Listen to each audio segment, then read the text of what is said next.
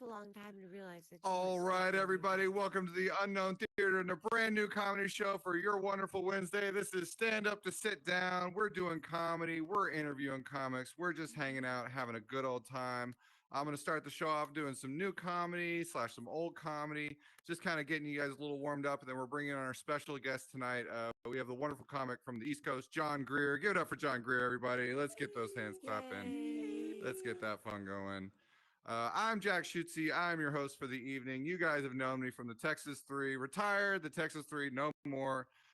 They did not. I think they all died in a plane crash. It was absolutely tragic, absolutely tragic. But I'm here and I'm alive, so we're going to tell some jokes. If you guys didn't know, a little bit about me. My birthday is January 20th. That was about 2 weeks ago, and it was a big day for me because it's also Presidential Inauguration Day. And that means every 4 years, my family has to acknowledge 2 assholes. That's fun, right? That's always fun. Yay. Yay, assholes. Speaking of presidents, Some of my best friends are assholes. that's right. They're all assholes, especially in VR. Lots of assholes. Recently, Trump was a jury awarded Jean Carroll $83 million because he defamed and sexually assaulted Jean Carroll. And you know what that means for me? Sending my wife to Mar-a-Lago. Get that bitch down there, man. I want to retire. I want that money. Give me that 83 million. I'll sacrifice my wife. Whatever I got to do here. What else? We had a special guest for tonight. We had Toby Keith was supposed to be here, and unfortunately he passed away. And we'll never get to hear that magical single he was writing. Shoulda got the chemo. Should have learned the healthy eat and all that stuff. That's a deep cut. I don't know if you guys know. Should have got it. We got Action RZ crossing his arms already. Big Toby Keith fan. I'm sorry, you and your red solo cup. We'll always be very sad about that. I've been having a rather dark winter. It's been a dark winter at my house. I lost my job. That's true. And I've been struggling and listening to lots of sad music like Waylon Jennings and Elliott Smith. Then I started getting targeted ads for weighted blankets and shotguns. It's like, fuck you, Google. I wasn't going to do it. I was just thinking about it. That's true. I was struggling with depression. If you listen to podcasts, you've heard of BetterHelp Online Therapy. Now, BetterHelp Online Therapy, their whole shtick is it's supposed to be cheaper than traditional therapy, but for me, it's still a little too expensive. So my friends and I, we share a login like Netflix. Sometimes it gets confusing, though. I think this week we're discussing my Mexican mother and how she made me wear those floral print dresses to school. I said, "Ay, mami, no me gusta. No me gusta." What else are we talking about these days? I'm a cheap guy. I don't know if you guys know this. I'm a cheap guy. I wait till the day after holidays to buy stuff when it's 50% off. And 2 weeks ago was International Sex Workers Day. So I went to the local brothel. I asked for a woman half off. Best they could do was one leg. But a deal's a deal, am I right? You know what I'm saying? Deal's a deal. I am cheap. I live in Texas, and you need sunscreen year-round because we're ignoring global warming down here. And I went and I bought some, and the only thing available was dollar store sunscreen. Now, I don't know if you guys have ever bought in dollar store sunscreen, but it's a little weird. I sprayed it on my body, and I immediately started burning. I was just like, oh my God. I looked at the can. I go, oh, causes cancer. That's fun. That's a lot of fun, right? Fuck that dollar store sunscreen. Welcome, Captain Keeve. Welcome, Wink. Some unfamiliar faces. I'm glad to see y'all. So Howdy. I'm going to let you guys know a little bit about me. My wife has a bit of a shopping problem. And I know the whole women be shopping, but it's just a little different for me. Like, I feel like she can't function unless the entire house has an atmosphere of scented candles. Just scented candles everywhere. And they get expensive. Like, these things are like $70. I don't know if you guys even know that existed, but they make $70 scented candles. It's become such a problem. It's like a drug addict. Every time she gets home, I have to smell her fingers. Like, you haven't been out there using, have you? I don't want to see no nude. Oh, we got Captain Keeve. She's a candle lady. Watch out. She's got that $70 candle.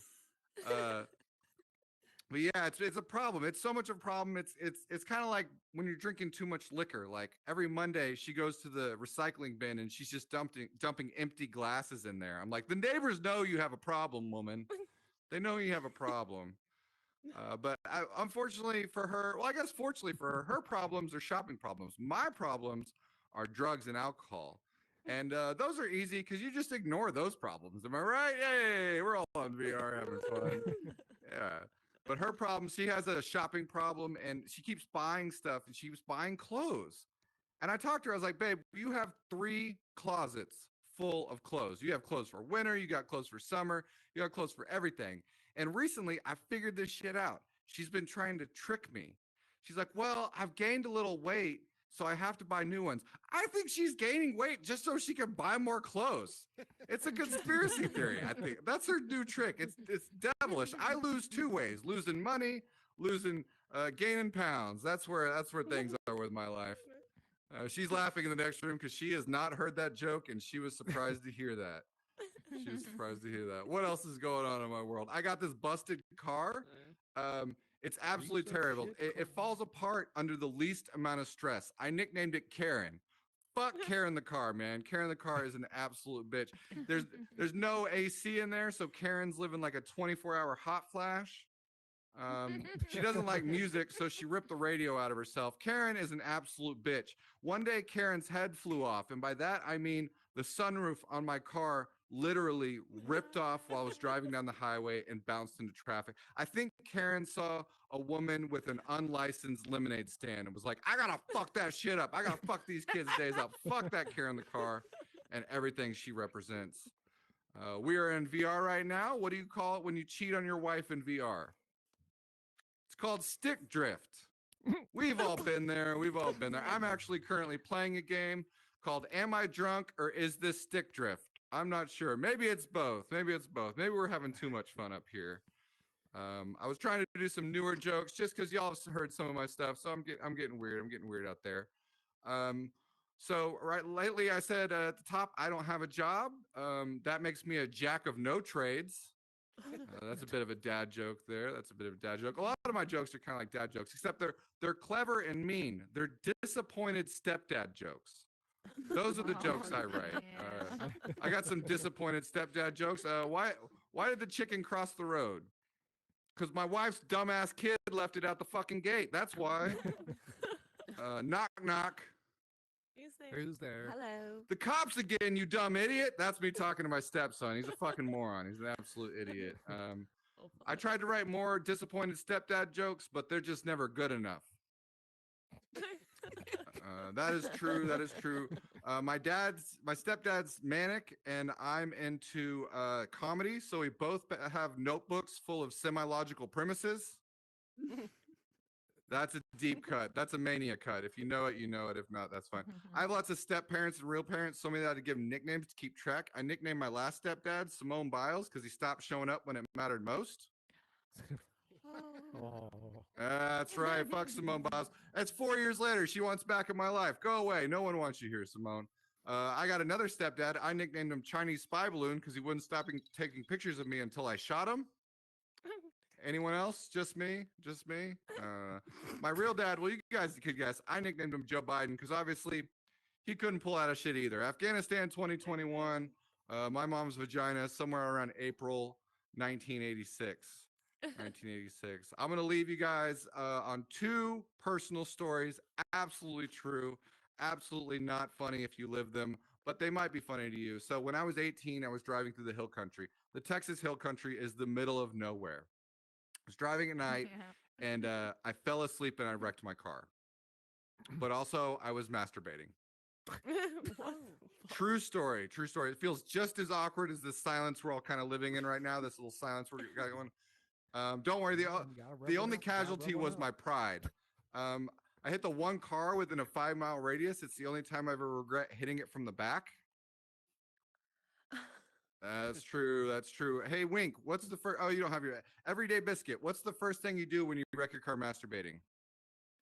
You don't. Well, you put your dick away. I did. I didn't have that option. Not doing it wasn't an option at this point. My option was to put my dick away. Fortunately for me, my penis has very strong survival instincts. It basically just inverted and zipped up on the way in. I will ask you, is it wrong, Captain Keeve, is it wrong that I decided to start over and finish before checking on the other vehicle? I was just like, Here's my information. I'm sorry, it's a little sticky. Sorry, it's a little sticky. Oh. For those of y'all that hate me right now, don't worry. Karma got me in the ass. Now, every time people mention insurance, I start to get hard.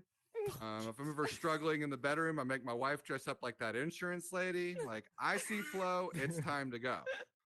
All state, and I'm all stiff. And my favorite, that little gecko makes my guy grow. That is 100% true and embarrassing in my life. I did exaggerate one thing though. I actually make my wife dress up like Jake from State Farm. That really gets me there. Don't laugh at that. That's homo. That's mean to gay people. I'm just kidding. No, that's the whole joke. Is that I'm gay, but I'm not. Speaking of gay but not, let me see. Benny boys, I haven't talked to you yet. Do you remember the feeling you had after the first time you had sex? Nope. Nope. See, Wink, do you remember the feeling you had after, like, what were your feeling or your emotions? Yes. How did you feel? Awkward. Awkward. Oh, see, me too. See, I was very awkward because I am straight, but the first time I had sex was with a butthole. Hey. Now let me explain. So the girl I was dating at the time, she had a deal with her dad.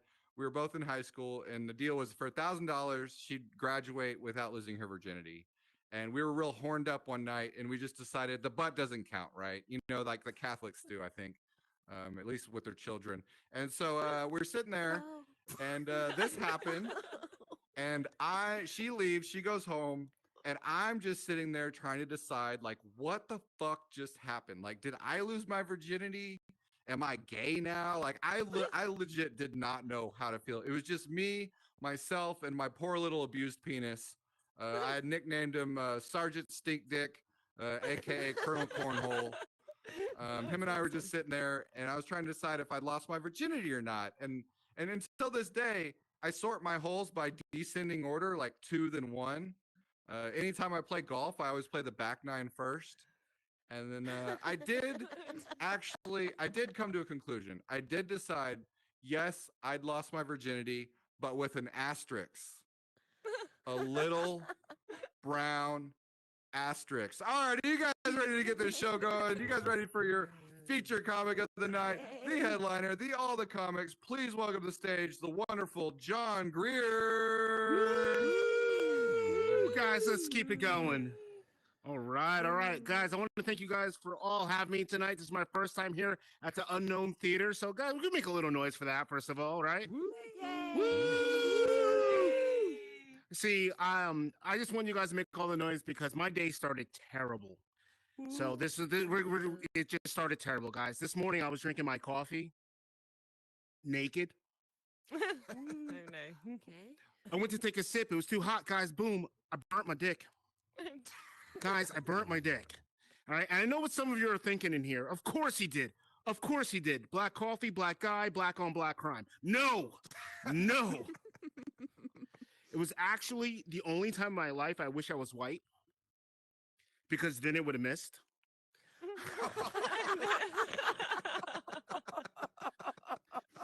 So this afternoon, I go out for lunch, and the waitress, she comes up to me. She's like, "Oh my God, sir, I love your cologne. I love it." I didn't have the heart to tell her I spilled coffee all over my body. She was like, I need to know, what is it? I told her it was French. It was close enough. It was French roast. She's like, "No, I need to know the name, sir." So I had to think of something quick. I was like, I don't know. It was Cafe Bern Le Penne? I don't know. But isn't it great that she just was looking out for her boyfriend? Because relationships are so tough nowadays. You don't meet people like you used to. You used to meet people in the supermarket, church, the bar, but now everything's online, VR, and there's so many dating sites out there. There's Match.com, there's Tinder. Guys, I didn't tell you, I live in the middle of nowhere, so there's farmers only for me. But my favorite site is OnlyFans, because those are the only people who tell me they love me. Yeah, I know, it's sad. But you know what the problem I have? The problem I have with the whole dating thing is, when I go out on a date, I have to see it all the way through. Like we all know in about 5 minutes or so if the date is going to be good or if it's going to be bad after about 5 minutes. But I have to see it all the way through. So I was on a date with this one girl, and halfway through dinner, I realized she only identified as a female. But I had to see it all the way through. I had to see it all the way through. So I told her, I was like, listen, I'll pay for dinner as long as you got the tip. Oh, she was a pegger. Worst part about the whole date, her dick was bigger than mine. I was on this other date, and the girl, guys, she was woke, like super, super woke. Like anything that like AOC said, she was immediately on board. Guys, she didn't put any seasoning on any of her food because she didn't want to appropriate other people's cultures. So I looked at her, I was like, lady, you're white. We're going to season it anyway. Raisins on potato salad don't count. We don't do that. Hey, that's not what I heard. That's not what I heard. So, guys, she's sleeping over my house, and I hear a rumble over there. Guys, she's sleep talking. So I have to shimmy over. I shimmy over, get a little closer, and I hear her say, Kanye was right. Oh, God. Now, for those you don't know, you probably know Kanye West is a rapper. You know, who used to have issues with Taylor Swift. You know, the queen of the NFL. But he also had statements saying that Hitler was okay. So now I'm confused, guys. I'm concerned. But that Putin was fire, so I let it go. So the next day, guys, she's sleeping over and she's sleep talking again. She's sleep talking again. So I get a little closer. Again. She goes, yeah, that's right. Pick that cotton. I was like, oh no, bitch, you wake up. Guys, she was woke while she was awake, but she was racist while she slept. I felt like I should have seen it coming. She had a white nightcap with holes in it. But I am thankful. I am off the dating scene now. I felt like I found my person. But dating is a lot harder because I do a lot of shows all around the country. And I recently did a show in Vegas. And Vegas is a lot different when you have a girlfriend. So we had to share the hooker. God, no, but we make the cutest couple. It was like, you go first. No, you go first. The best part, I had someone help me bury the body.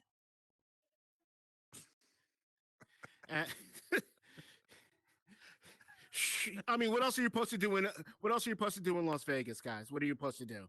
But one of the problems I always have is I personally always have issues, and like no matter where I go. But the craziest things always to me happen in New York City.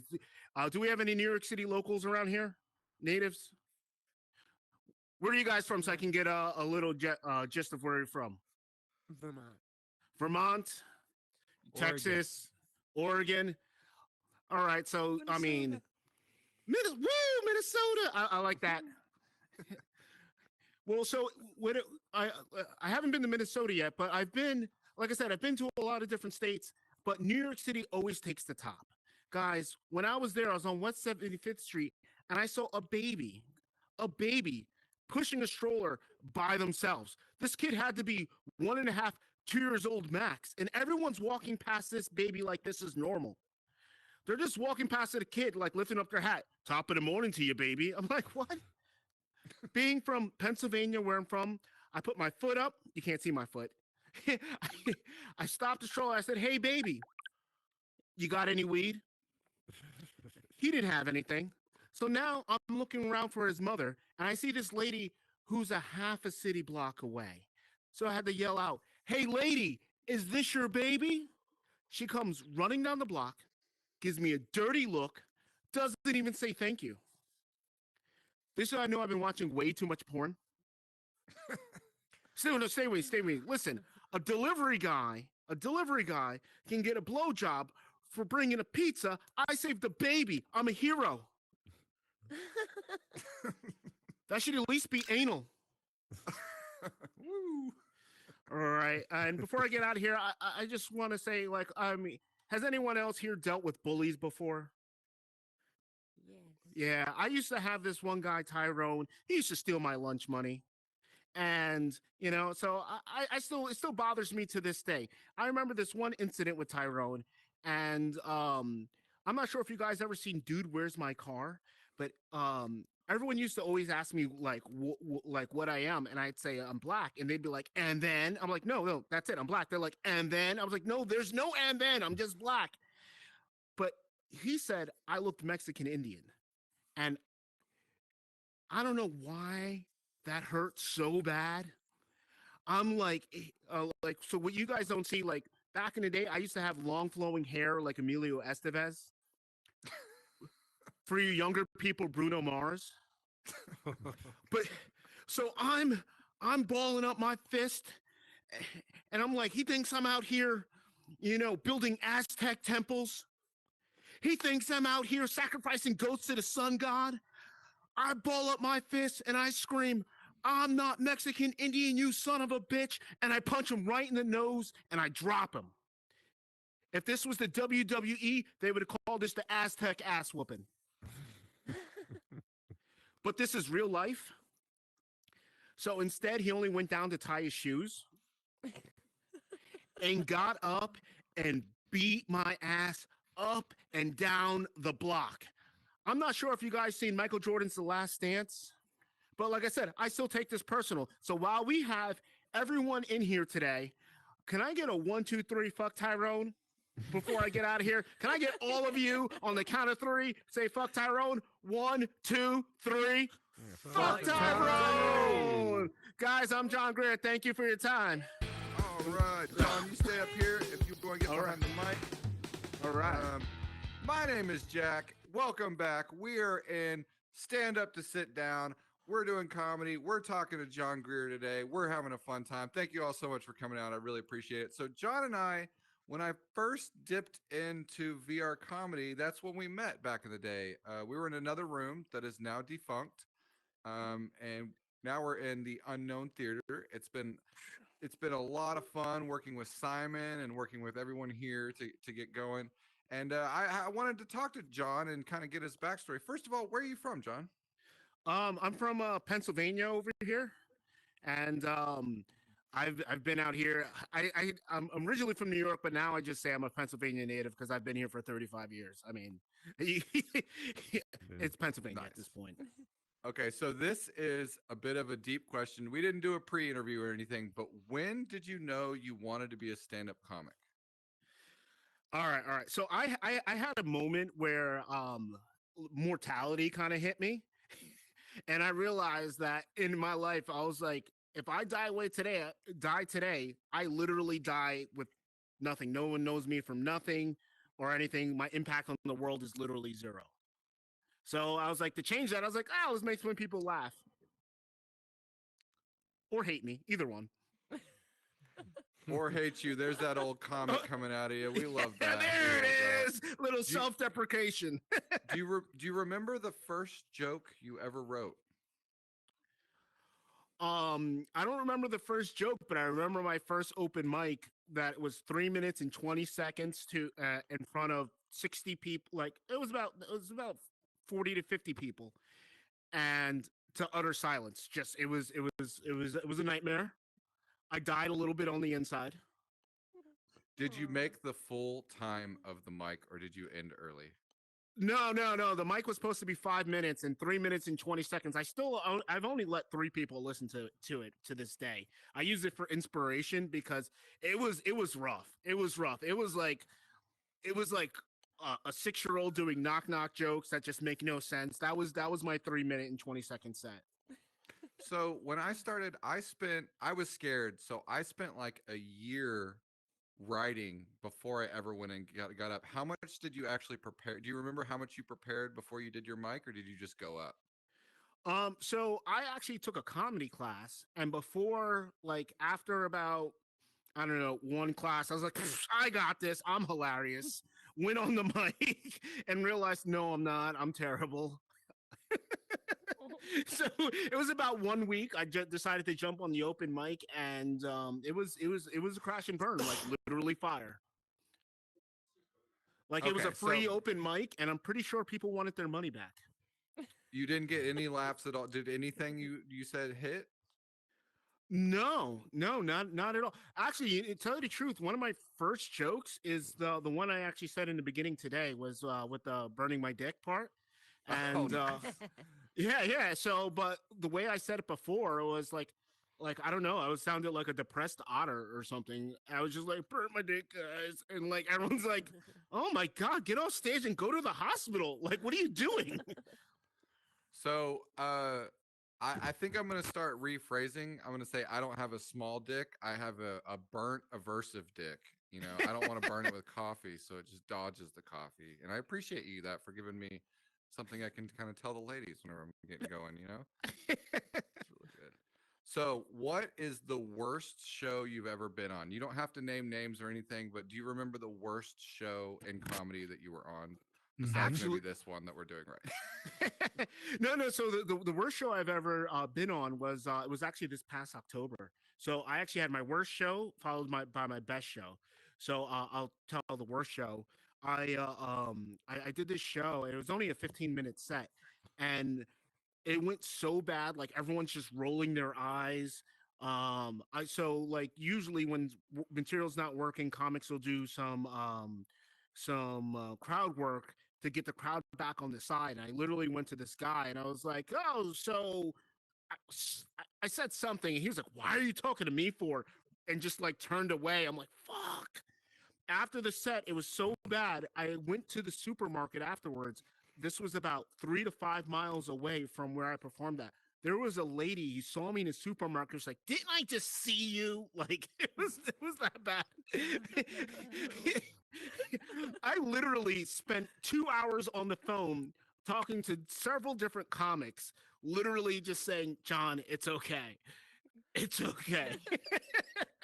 So you at least had emotional. So you saw someone in public after bombing, but they made you feel good about it. Like, oh, it was like, No. They did not make me feel good. They had an attitude saying, "Didn't I just see you?" They looked disgusted, and I'm sitting here saying, "Fuck." This is not what you need before a 2.5 hour drive home. Oh, that's the worst. The drive home after a bomb. So for those y'all, just so you know, John, about half the people in here are aspiring comics or comics Okay. of themselves. And that's what one thing that's great about the Unknown Theater is that they run like classes and joke clubs and Okay. and they're really trying to build something that used to exist, but I feel like the school for comedy is kind of falling apart in real life. Like it's less likely that you can go into a scene and put the work in and build up.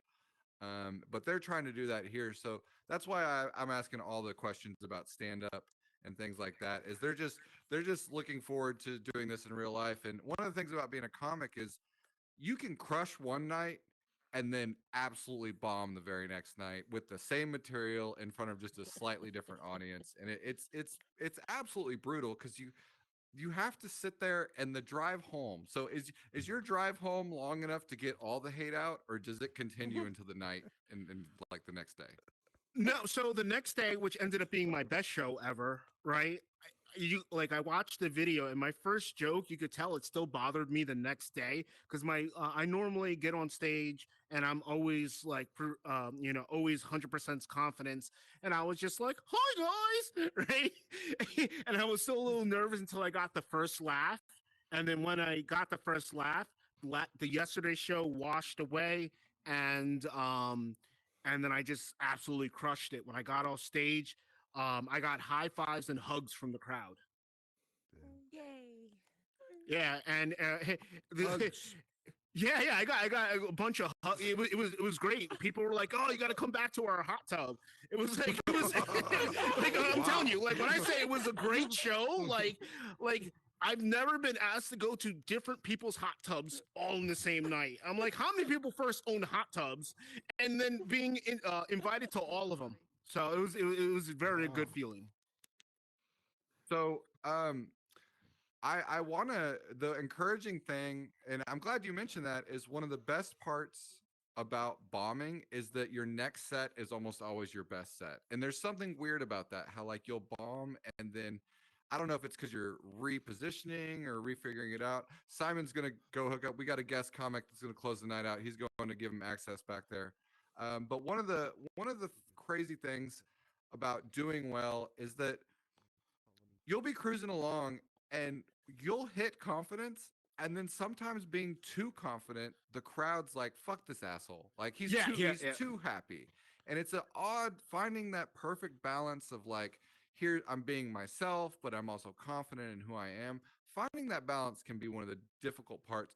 Did you struggle to find your voice on stage, or do you come up and just talk the same way you do off stage? Um, I'm so my approach to comedy is a little different than a lot of other people's. When I come on stage, I've always been like the life of the party, and like when I'm on stage, I feel like it's party time. So it's slightly different because like if we're just having a general conversation, I'm not like let's go, like that doesn't make sense. But like when I'm on stage, I do have that energy, and I'm like, yeah, let's get this going, guys. If you're not riled up with me, you're gonna be later on. And it's nice to get like especially what you seem to be like a tame crowd all of a sudden rile up with you.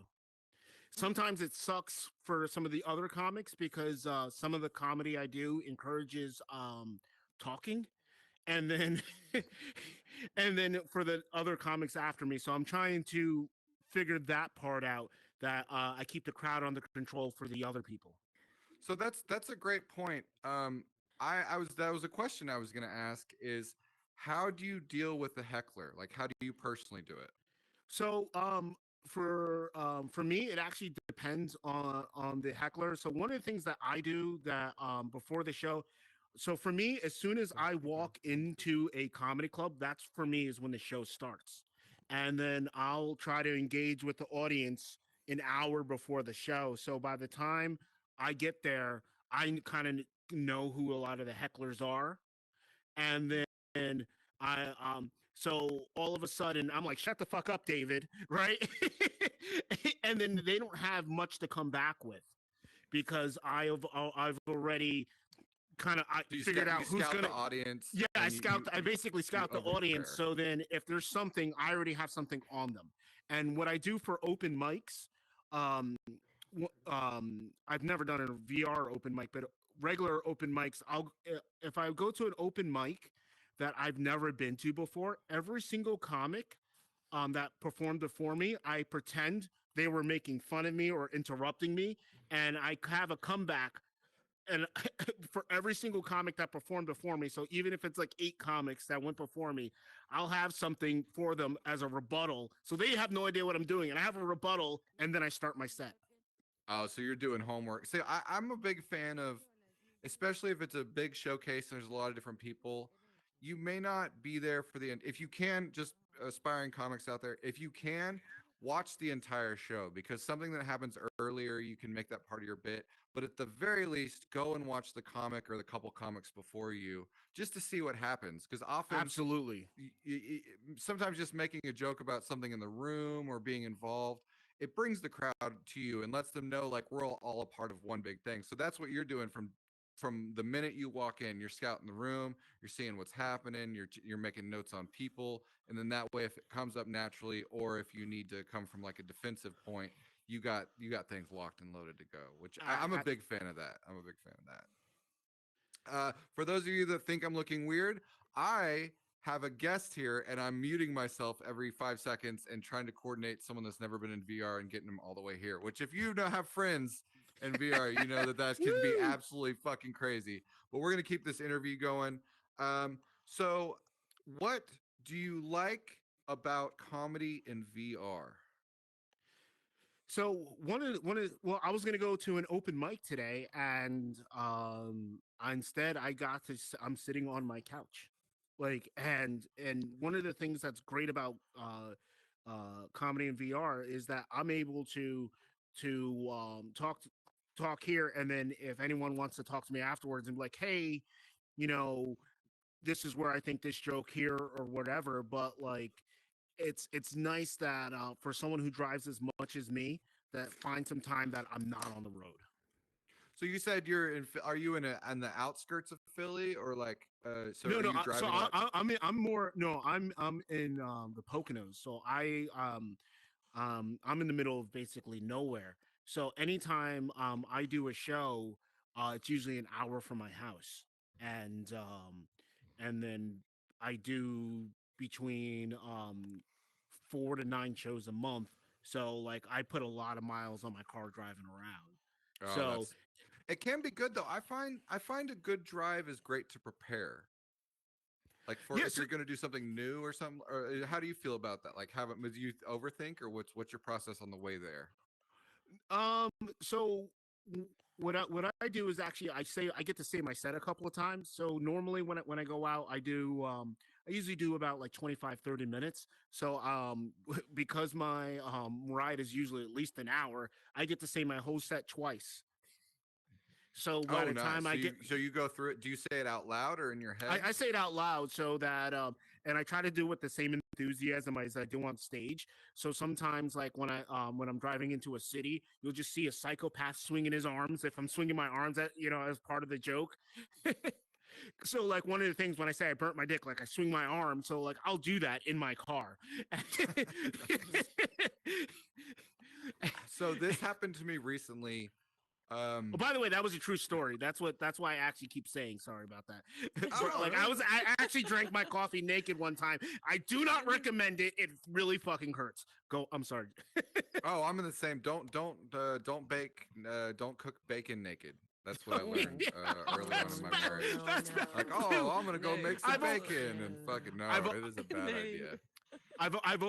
I've only done it shirtless once. Same. Poor Well, Nicole. so this talking about the rehearsing, these are very real questions. It's stuff I go through, and that's why I wanted to, John and for you, those of y'all that know, we don't really know each other. We've performed twice, 2 or 3 times in VR, but I've never really met him. So I'm just honestly curious about all these things. I recently over prepared for a set, and when I performed, it came off like too rehearsed. Robotic. You were robotic. Um. Yeah. So one of the things. So when I say I rehearse my set over, I actually don't have every single line written down. I have I have I have it. Like bullet points or like a rough idea. Yeah, so depending on what the audience and what other jokes were said before me, I really do like I said, I listen to everybody's sets so that when someone else says something earlier on, I'll tag their joke into mine to get the bigger laugh as well. Have you ever had that go poorly where like the comic was upset or something like negative happened because of you riffing with their material or something they did? No, so far everyone's been excited because it makes the audience remember the previous comic.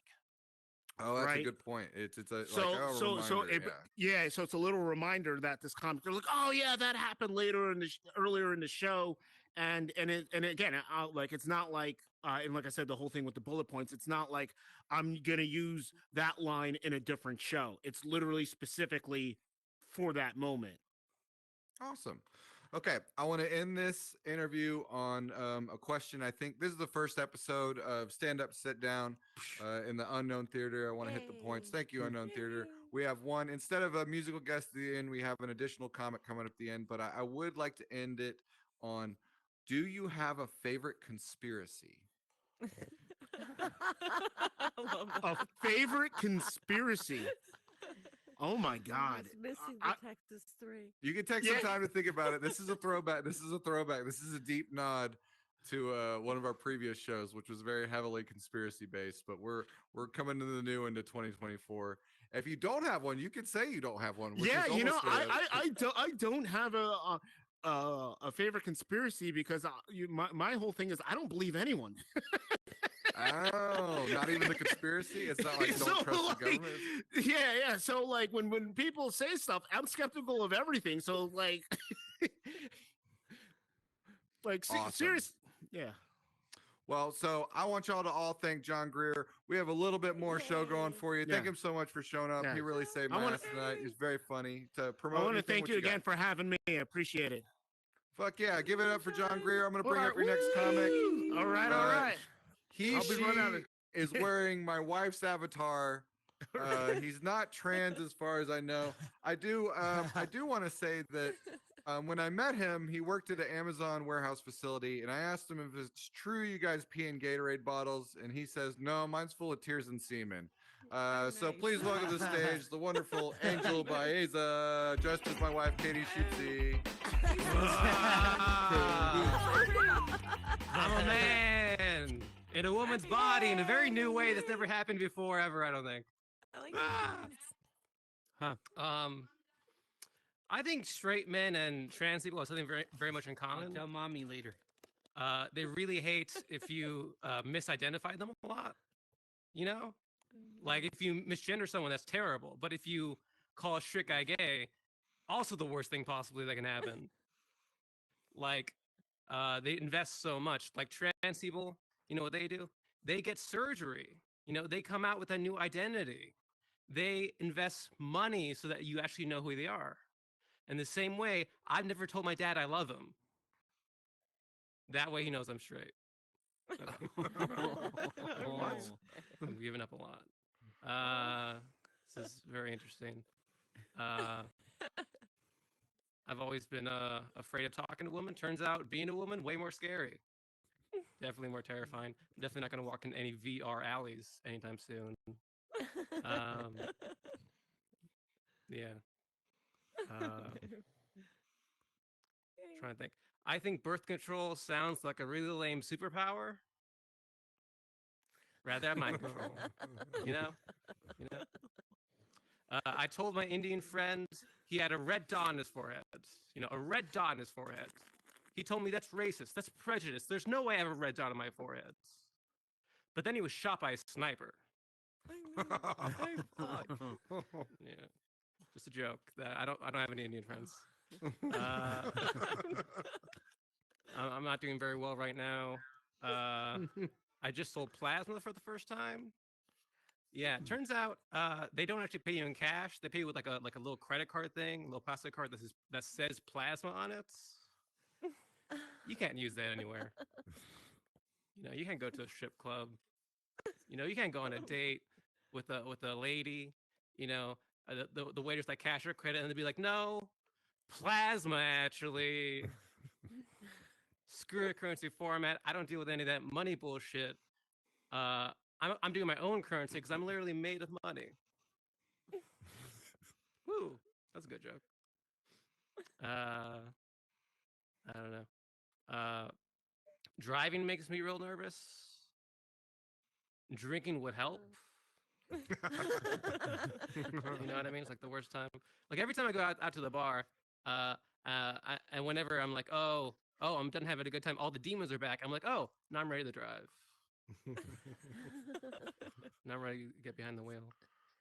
My favorite alcohol is probably sake, which is a Japanese alcohol you drink hot like tea, which makes it the perfect drink to keep locked in the back of your trunk. You know? Because normally you drink a warm beer at someone's trunk, you're like, gross. But when you drink warm sake at someone's trunk, you're like, oh, he planned ahead. You know, he has a system. Yeah. I don't know, guys. This isn't the worst show I ever done. Worst show I ever did. No, I mean, it's just a fact. It's not this. You guys all seem lovely. You know, I know you chose your face, so that's not really a compliment. But worst show I ever did. There were only 5 people in the audience. As soon as I started saying jokes, 4 of them start speaking in sign language. Yeah, and I was like, "What the heck, guys? Technically, you're heckling." You know, you don't get a free pass because it's in sign.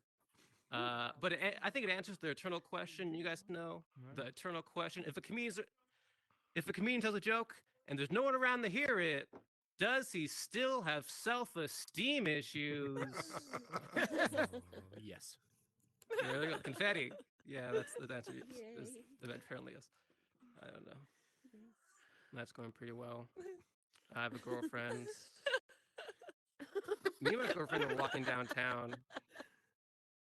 downtown. And we saw a homeless guy like throw a beer on the ground, like litter. And she's like, that's bad for the environment. That's bad for the environment. And I'm like, that is the environment right there. That homeless guy is the environment. He sleeps here. You know? Like, I've seen homeless men, like, feed beer nuts to deer. That's the closest thing we get to Snow White in real life. That's a best. Yeah. I've seen birds land on homeless people's heads. Like, they're magical.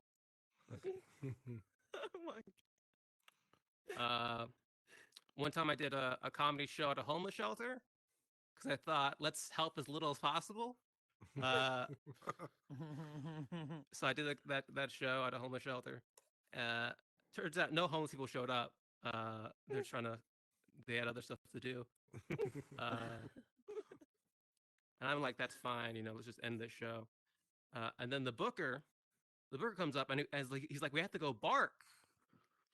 We have to go bark. And if you guys know what barking is, it's when you stand on a street corner and yell at people walking by. So the entire time, the homeless people are like, are you doing an impression of us? There's literally a guy like in 10 coats walked by with a aluminum foil hat. And I was like, hey, do you want to see a comedy show? And he's like, nah, I'm busy. I have a meeting. Yeah. I don't know. The other day, me and my friend, we actually went to a Hooters.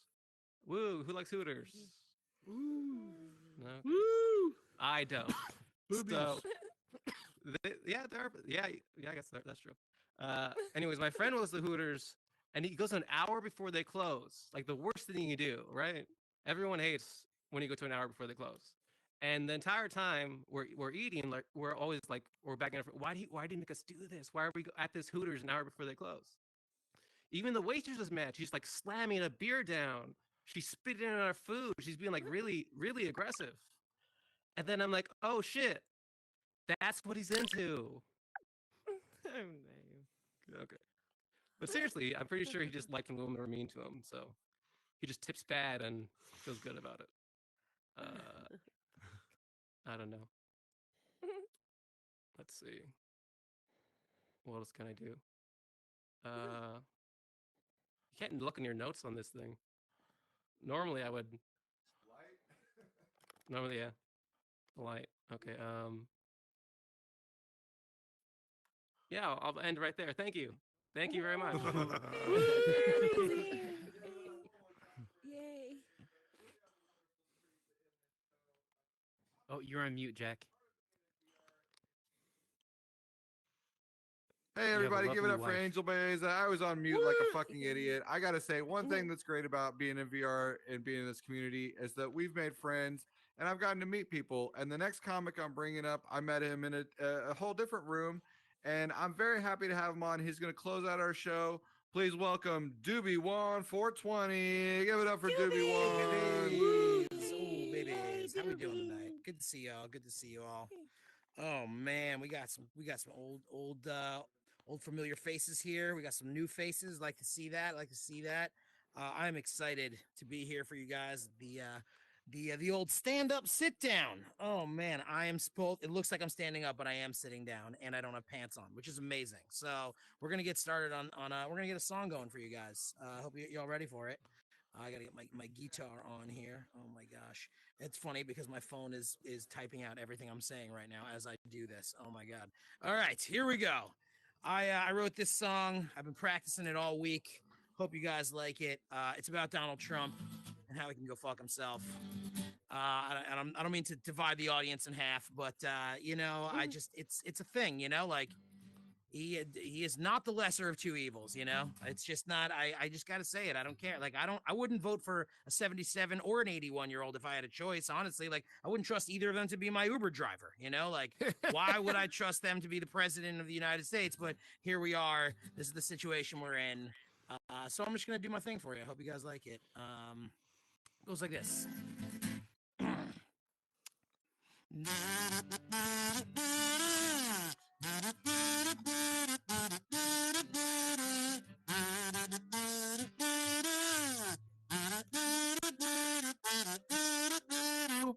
Donald Trump is #1. Nikki Haley is a cunt. Fast food, MAGA hats, he is a perfect 10. Drinking bleach will help you live. Facts are now alternative. New York Times and CNN got shit on OAN.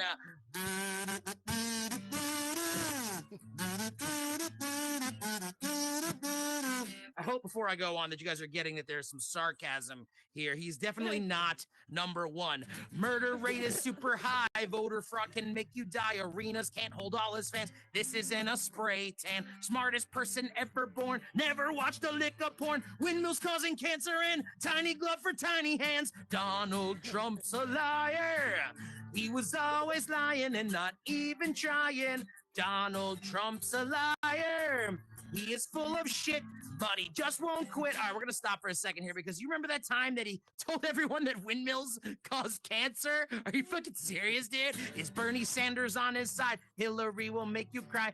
Biden let immigrants take your jobs and hop the fence. Are good people on both sides. He would never tell a lie. If you don't agree with me, just hang my pence from a tree. Russia didn't interfere. Putin is real nice, I hear. Kim Jong-un even better. He sent Trump a nice love letter. We will build a great big wall. Mexico pays for it all. He's a stable genius with a mushroom penis. Donald Trump's a liar. He was always lying, not even trying. Donald Trump's a liar.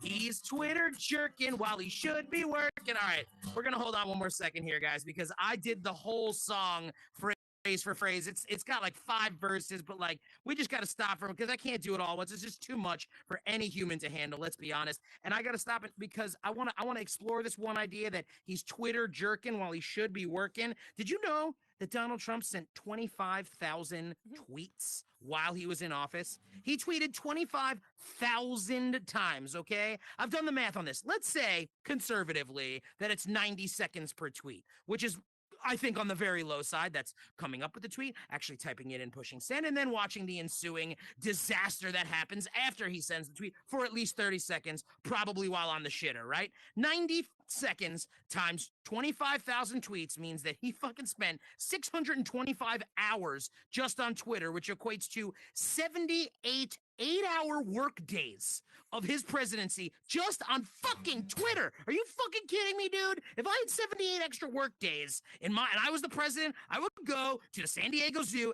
and make them let me touch every single animal because I'm the president. I want to touch that fucking tiger, okay? If I had 78 extra days to work with in my presidency, I would go to the Canadian border and shoot Nerf guns at just random Canadians trying to just cross peacefully because why the fuck not? Because I'm the fucking president, you know?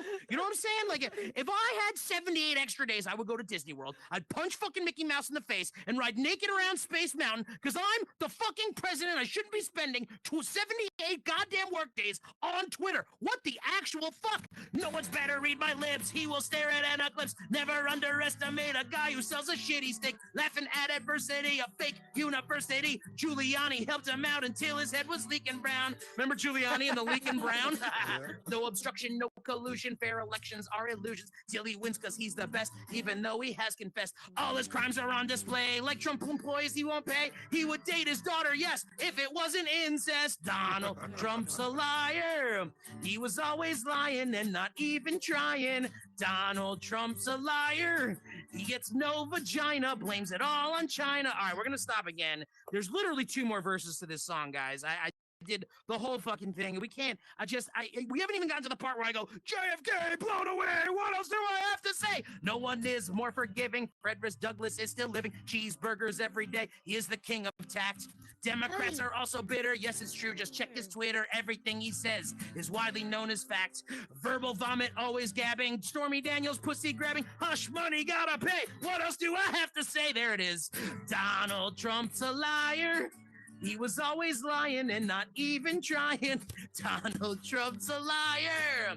He throws paper towels, Puerto Rican scowl. You guys remember that one? The paper towels, the Puerto Ricans? God fucking damn it. Donald Trump, fuck you. He's innocent as Robert Mueller. You all know he can't see color. Racism does not exist. Liberals are all super pissed. Without him, the economy surely be sinking. He's done more for black people than Abe Lincoln. He really said that. Riots at the Capitol, put him on the pedestal. Inauguration giant in crowd, Muslim band, they're not allowed. Orange hair is not a lie. Nothing here is classified. If it's not golf, it is a chore. I can't take it anymore. Donald Trump's a liar. He was always lying, not even trying. Donald Trump's a liar. Better men don't shit on veterans. Oh, Donald Trump's a liar. Inciting insurrection, can't maintain erections. I'm probably making that up, but it's probably true. Donald Trump's a liar.